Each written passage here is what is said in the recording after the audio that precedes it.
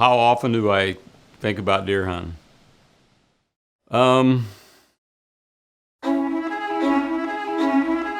I guess I am obsessed. You know, I've been bow hunting for 44 years. And every fall when it gets closer to the hunting season, I gotta go.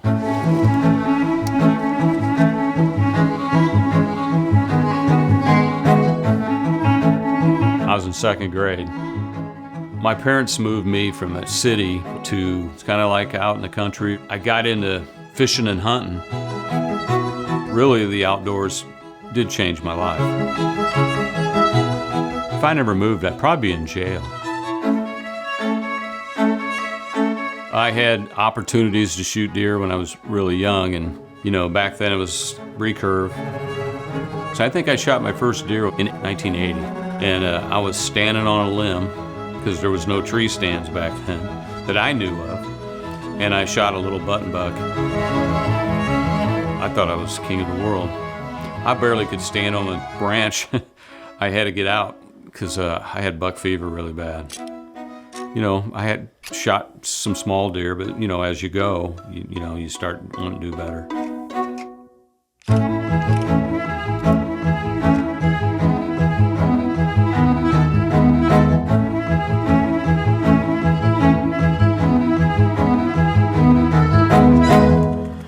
The first thing that my dad would do after work every day was shoot his bow, and I was obsessed with it.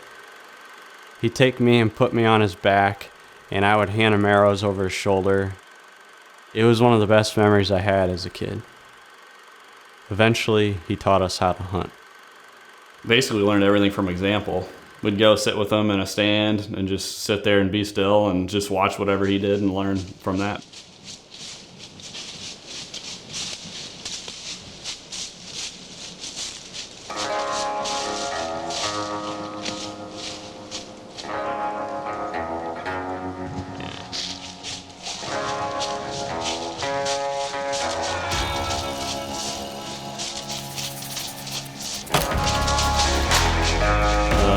How would I describe Dad to somebody?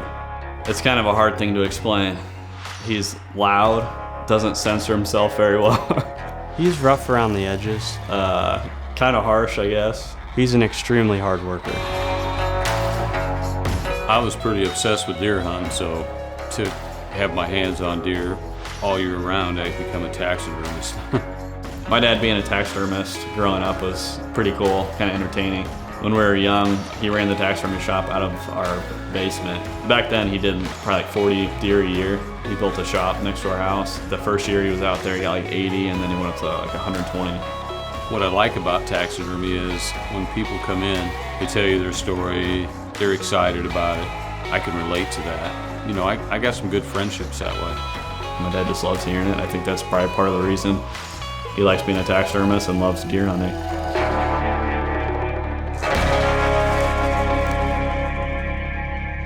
Deer hunting's pretty much a year-round thing. In the spring, I'll go out and put a food plot out and base stand location on, you know, travel to that. If I have my stand location, I will trim entrance downwind to get to the stand. If you go into timber and you see trail, okay, where's that trail coming from? Where's that trail going? The big bucks are smart, you know, they're gonna want not to be bugged. I look for rub lines and stuff like that. That's what I do to get ready for opening day.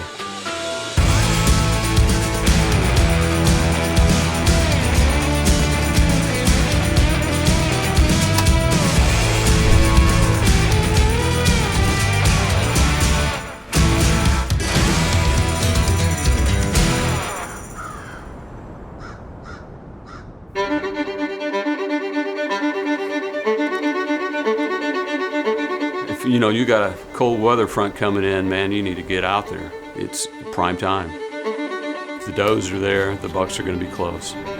The first day that first doe comes into estrus, it's like crazy. You might be there the day before and it's not happening, but 24 hours later, it's happening. And I mean, it just explodes. testosterone is way up. They're rubbing on trees and getting in shape because they're going to battle. Their attitude just completely changes. They go from best friends to arch rivals. The big one in the area is going to be the king shit. Bow hunting a whitetail buck is one of the coolest things that you can do. You know, when you hear that noise and you can tell a big buck going through the leaves and you don't have your eyes on him yet, you know, you're focusing and trying to pick it out. And then you might get a glimpse of an antler or whatnot, and then all of a sudden, there he is.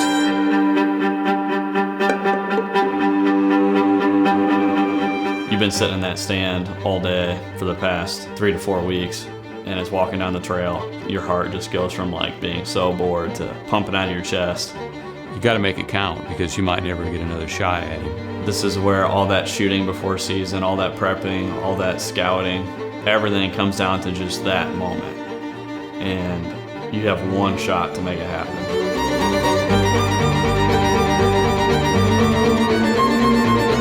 Just from the moment you see the deer all the way through the time that you make the shot is unlike anything in this world.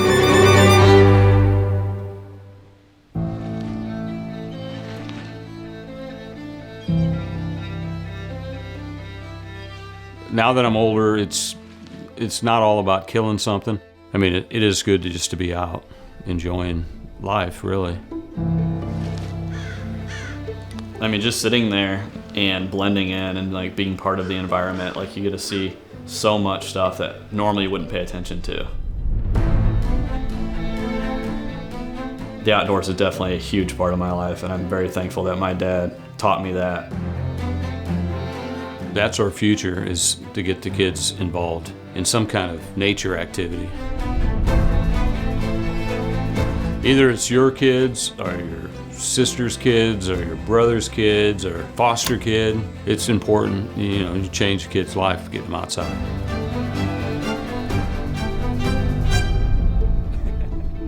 Being with my kids hunting, or my brother back in the day, you know, I wouldn't trade it for the world, you know. I mean, I'll miss it when I get old and I can't do it no more.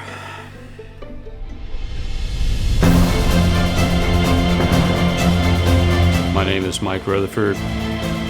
I've been bow hunting for over 40 years, and I really don't see that changing.